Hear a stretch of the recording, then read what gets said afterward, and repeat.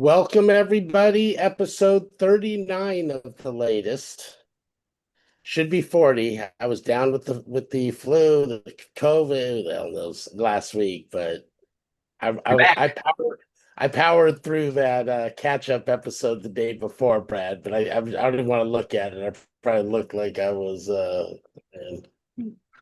Yeah. Well, there's stuff to catch up on. One of the cool things, David, is Google's Nano Banana. Have you seen Nano Banana? No, but I have a lot of Google to talk about, so I want to see this. It's like Sure. I was Oh, down kind of, for a few days, and you know what happens nowadays if you're down. yeah. Right. So let's jump right in because there's lots of things.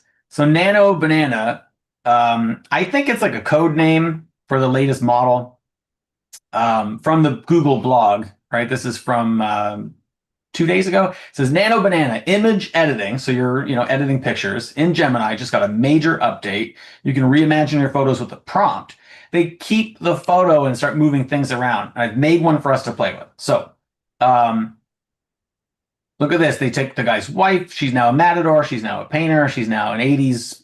And then that's back to the original, right? Or this person with her dog, uh, cuddling the dog on a basketball court. They merge them together, right? We're look at this. We're going to add a velvet green sofa. We're going to add a Persian rug. Pretty neat, hey? So when I clicked on this in AI Studio, which is a free product from Google, it was just a suggested prompt. I didn't use this. It just said generate an image of a banana wearing a costume, right? So it got this, right? Banana in a pirate costume. Again, I just showed up to, it would look like this. For anybody that wanted to know, I typed in AI Studio Google. It comes up Google's AI Studio. I went here, and you can see there what's new is this Gemini native image. And when I clicked it, you can see how the prompt generates itself. Generate an image of a banana wearing a costume. I just clicked run, right? And it made it, I guess because that's what they're calling it, banana. You can see here we go, banana in a spacesuit. So the one I did, I got a pirate. So then I said put punk rock graffiti on the banana. Okay. It took what did it say? Like 6.8 seconds. And then where's my punk rock banana? It disappeared. Oh no. Well, it's still there. So then I said put the latest on there. Right. So when I added punk rock graffiti, it looked like this. And then I said put the latest on there. Okay. And then I said, make it bigger. It didn't. It's not perfect. Then I said, make the skull on the banana peel turn pink. And check that out. It turned just the skull on the banana peel pink. So then I said, now put some Lego prisoners at his side tied up with rope. And that took 40 seconds. And then there, David, is Lego prisoners tied up with rope beside our pirate banana. And then I said, put some incriminating tiny banana peels beside the prisoners. And it made tiny banana peels beside the prisoners. And if you look closely, they look like Lego style banana peels. Wow. So that is amazing compared to what you could do with image generation 3 days ago. I mean, this was released 2 days ago on the 26th, or I guess that's 3 days ago, 26, 7, 8. 4 days ago, you couldn't do that. You could not just in 9 seconds or 40 seconds pop your imagination onto the screen without it just continuously readjusting the photo where it was perfect. And they're like, how about slightly less? And it continued. Now with Google's Nano Banana, we're getting an iterative model. So one iteration or one round of changes from the same base after another. You could see immediately, David, in their look on the Google blog that designers could use this all day to change the color of the walls, to add furniture. In the video, they added the bookshelf, the green sofa with velvet texture, the Persian rug, etc. Um, it's really something special. I think you can merge your photos in, like they showed woman on basketball court, dog, woman with dog on basketball court. Um, it's a really, really impressive leap in the ability to edit images. But you wouldn't have to have, oh, that's crazy. So you don't have to include a banana. No, no, they're just branding it as Nano Banana. Perhaps Google's ran through the alphabet. They might have started with A and then this is B. A lot of companies name their products alphabetically. When they get to the next letter, they make it something silly. Why is it Nano Banana? Are they fans of the Minions? I don't know. That's crazy. I mean, that's amazing. I think just, so many of these new image makers, and then you could use them as baselines for, excuse me, as baselines for video you're creating, right? A lot of different things. I mean, that's interesting. I'd be interested too to see just as far as ownership and compliance. Google does a great job of really tracking chain of custody now. We've been looking at it quite a bit into Stone AI. I mean, for Stone AI, for some of the things we do for our clients. I met this amazing guy, Pratik at AI4, and just sitting next to him having dinner. I mean, he was having dinner at the table next to us at one of the parties. So then, Evan's all, we have to use Google Vertex. It's got all this stuff built in. It's gonna be a great piece of our solution. I look through all my contacts, search for Vertex. This guy heads it up. I'm like, oh my goodness. So anyway, Now, it's you were it's you were at you were at AI4. I don't mean to cut you off, but I want to let people know this is North America's largest AI industry event, over 8,000 attendees. You were one of the speakers there, I was with the right? famous AJ Thomas. We had an amazing session. Met some great people there. Did not have a chance to see Jeffrey Hinton or Fei Fei Lee. I was actually just looking for Jeffrey's for both of their videos this morning, so I want to go back and watch it. Amazing, right? I met some great people there. I love the format, the organization of the conference. Yeah. There, that hadn't been to that MGM Grand for a while, but I do like, a little different, Brad, than when you and I were at CES, where we're kind of running to, hotel to hotel and this to that. It's kind of good having things in one place, even though it was very big, especially when it's 120 outside, and you put that in Celsius for your people on the other side of the border. Yeah.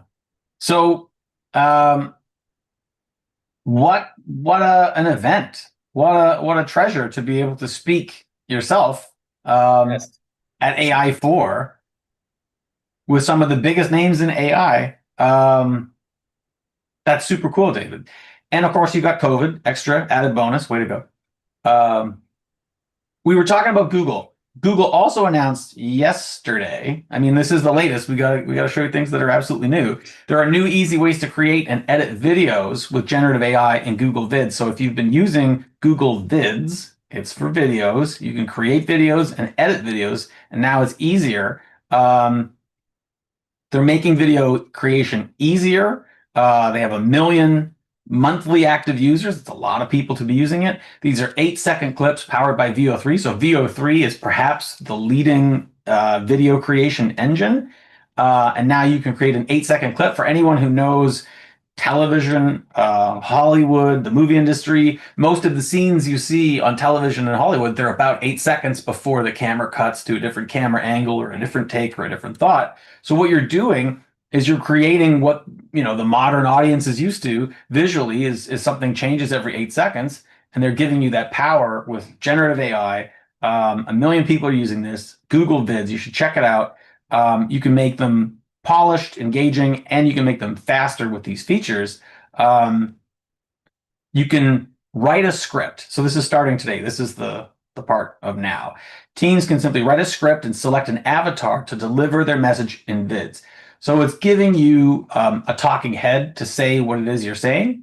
I've got another one to check out after that, but you can see this helps you trim your transcripts and balance your sound. You can do an amazing job with Google, just an amazing job. People are telling stories with it. People are creating videos. I really recommend you try these products. If anything, because Google's very sturdy. David, I think when you use a Google product, you're less concerned about the safety issues, about whether or not it's still going to be there. I say that a bit tongue in cheek because Google sometimes makes great products and then they disappear after 2 years. But what they don't do is disappear after 2 weeks. They're not fly by night products. So um, I've got more, but you said you had something else on Google. Right. Well, I feel Vertex is an amazing system. I'm going to learn more next week because I am going to be speaking to one of their people. But let me show you some Vertex, and let's see. So it's really their AI platform that's kind of a wrapper around things that they're doing. How we are using it for some of our clients that really need to be cautious of IP tracking. We certainly have our layer that sits on top with cyber beer for the audit trails and things like that. But just having kind of an all-in-one enterprise ready, you know, AI platform's amazing. Now I'm looking into, can we plug other, we're model agnostic. So for some of our clients, we may use Gemini, some will use, or I mean VO3, some we may use Sora, right? So we kind of go back and forth with that, but very impressed with what I've seen from Vertex so far, and just some of the legal compliance pieces that they have within it. Um, So for people who don't know, you and Evan B. Stone have Stone AI, and you're engaging with Hollywood studios and major television production companies to create footage that can be considered like B-roll or background footage that's AI generated to help save costs and to stay current. So if it's just, a taxi cab pulls up in front of a hotel, instead of blocking off a whole street in New York City for the day, you guys create taxi cab pulls up in front of a hotel. right. And what we're starting to do now is just kind of extending some of the humans so that we can both put them in different, things that were maybe in some cases too expensive to create the scenes or not even possible most times. Right.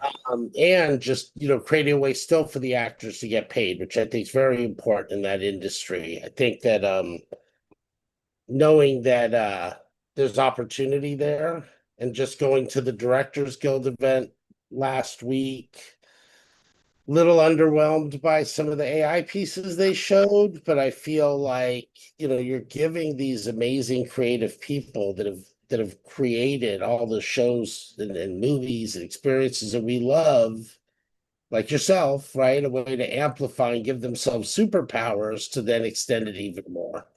And I Yeah. think we really need to approach things that way. So very excited for my call tomorrow. And we'll have more on, as we dig in more to these different tools. I think they're great, right? So no matter what type of company you have, I think AI centers of excellence are another thing that's going to be growing within your organization. How do you, right? If you're one of these mid-sized to very large companies, how can you roll things out in a way that's productive, right? And I think making your people AI ready. A lot of times, I had a good talk. One person we met at AI4 was a guy who works for Coke Industries, where they're kind of in the power business. And the one guy, used to be a plant manager, started using AI. Amazing, Chris Jackson, that they gave him the opportunity to run a lot of their AI. And we had a long conversation because it's really not about just, oh, we're gonna push AI on everything. It's like you need the humans that are doing the job. They're the experts in whatever domain that they're in. And then, start just showing them these tools, let them figure out how they can be more effective and carve time off what they're doing. So I feel like we're kind of seeing that now, right? We've had this whole thing, right? I don't know if you've listened to All In lately or some of the other podcasts that we listen to. Right. So they're talking about maybe slowing down, or companies are slowing down on their AI. There was some of the fails like with ChatGPT 5 and some of these other things. It's like, I don't know. I feel like it just has to be rolled out a little. smarter, I guess. Hmm. Well, yeah, I'd love your thoughts on that, Brad. Well, it's a big, wide space, technology and AI and software. And the way companies are rolling things out, if I understand the question you're asking, um, some of these are legacy companies with decades of history. IBM comes to mind. They've got a century of history. Some of these companies are brand new, and despite having technical proficiency, they might not have market um, competency. What I did see that's the latest was expert marketer Alex Hormozi launched his $100 million offers book. And allegedly, from what I read today, it was the biggest book launch ever. And he generated, allegedly, $100 million from a 3 day launch of a book. So there are people that know the techniques of launch. A book's a lot easier to launch than a tech product, but there's people that know how to launch this kind of thing. I'll show you, for anybody who doesn't know what I'm talking about, I'll show you this guy. Right. So Alex Hormozi is an entrepreneur. He's got this new book, $100 million money models. I think you can see in the news, $100 million net worth from a rocky past. Let's see if I can get from the tools here. Sort by last 24 hours. No, sort by past week, maybe. If not, we'll skip. Um, it was Simon Severino that had an article about this. Um, Oh, he did? Yeah. I mean, I know he's yeah. like gyms. He's interesting background. And I go back and forth because I have friends, depending on the type of business, that swear by him. And he's a smart guy, obviously, but it's still kind of, yeah, I think there are a lot of great stuff you can learn. But I think just, again, as AI is increasing the flow of information, how do you really connect with people that you want to relate to and connect to and that type of thing? Well, the reason I bring this guy up is because he doesn't do this without AI, right?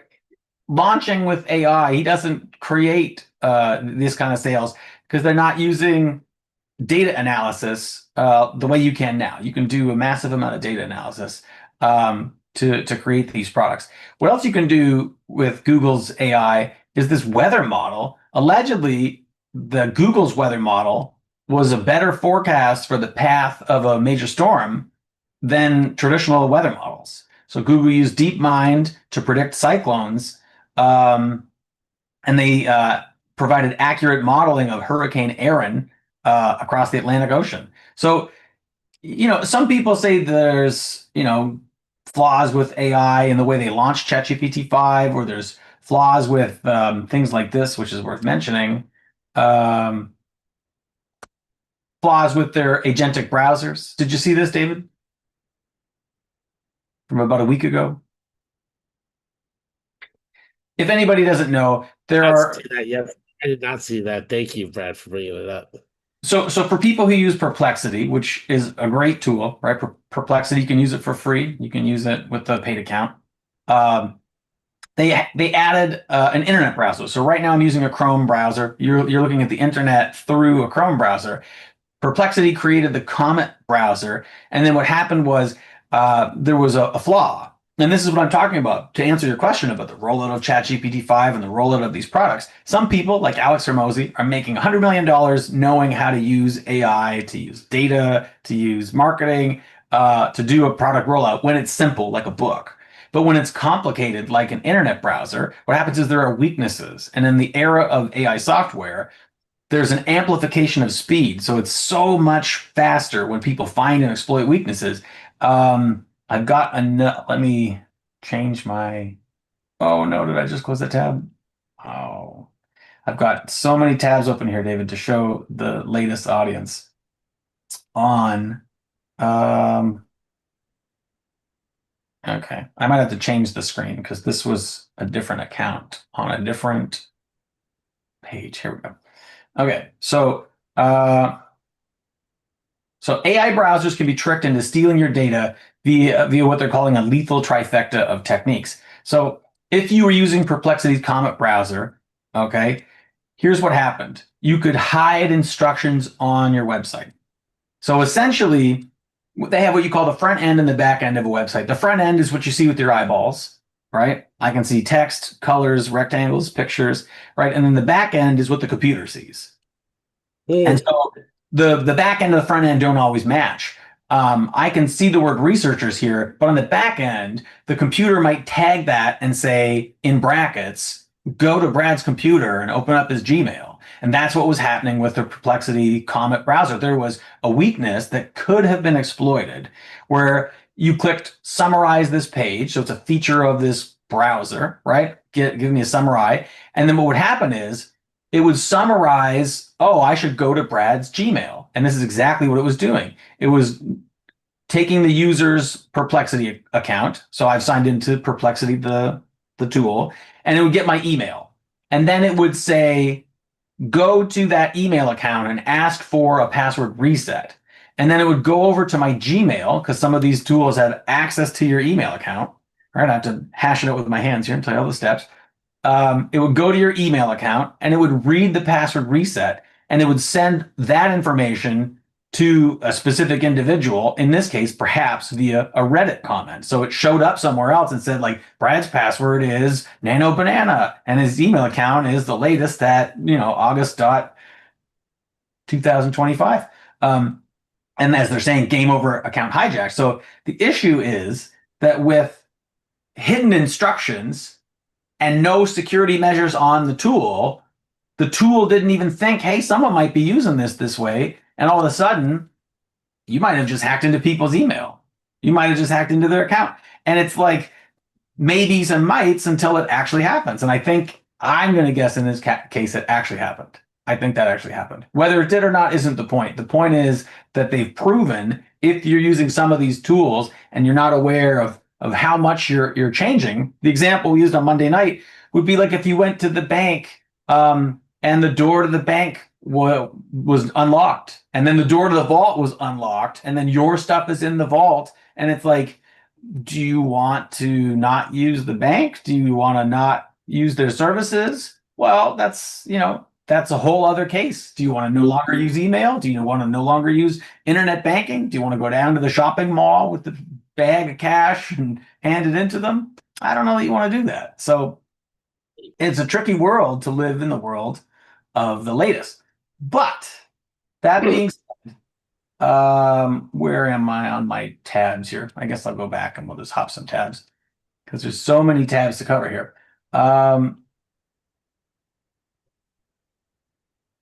Oh, I didn't want to close that.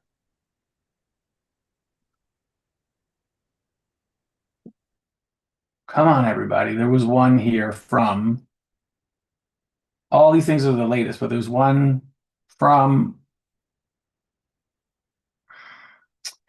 David. This is so much easier when I do this and then the tabs stack up. It was Claude has a new browser. These tabs stacked up so high because there's so many things. Claude has a browser. I know. It's really cool. I've opened up like 20 things to show us, and one of them was there. Here we go. Thank you. The research preview. This is Claude for Chrome. So this came out 21 hours ago. So this is new. So it's in research preview, which means that some people will get it. You'll go to your browser and there'll be a little Chrome button, right? And there'll be a side tab. You'll browse the internet together.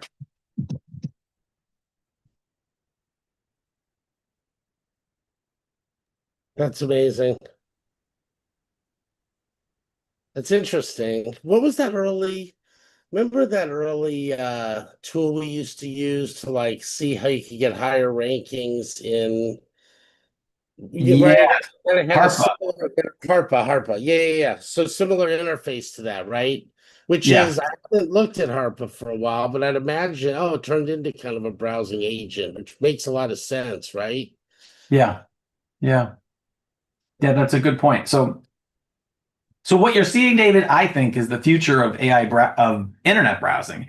once these companies solve for the attacks, and I will mention, I have not used any of these because it's like, oh, we've got it down to a 10% error margin. I'm like, that's really high. Like I go to hundreds and hundreds of web pages a day.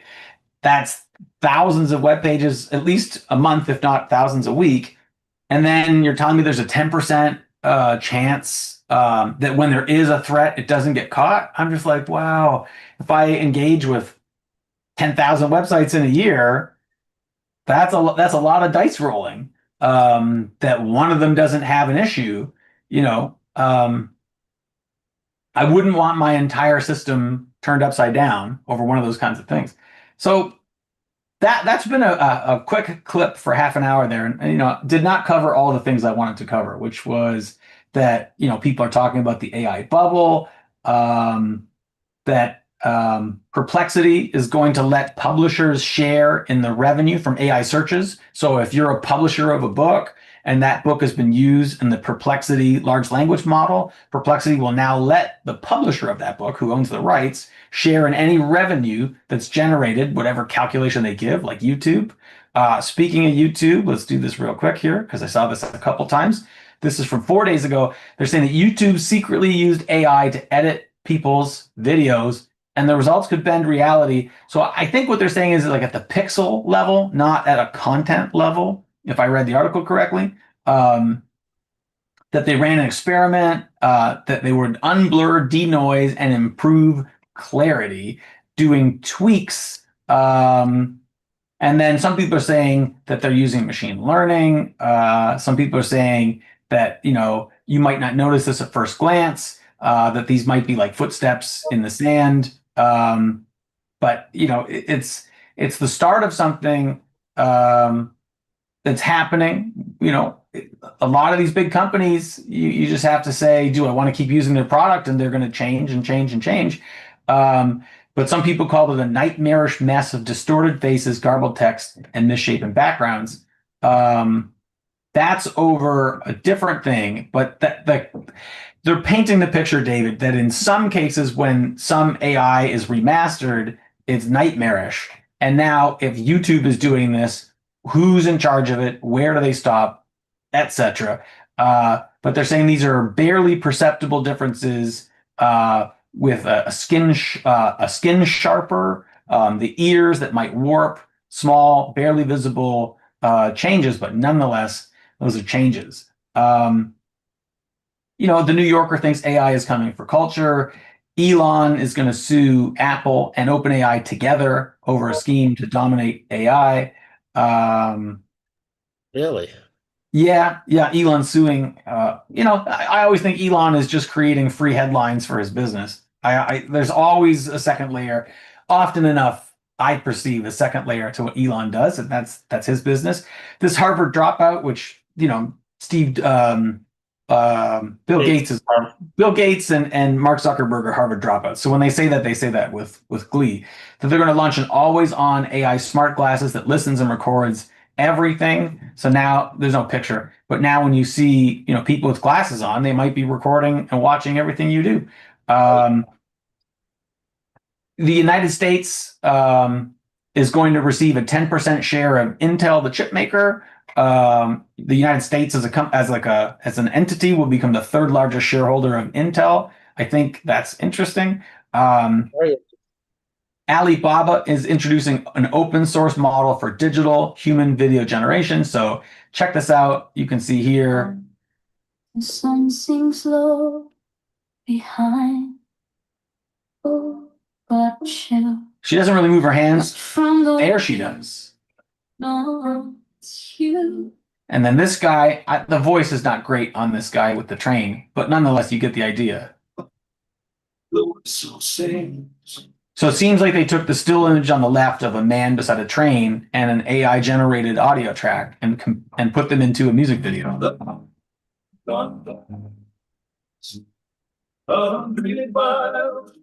So we're seeing more and more that these tools are creating images into videos, into music videos.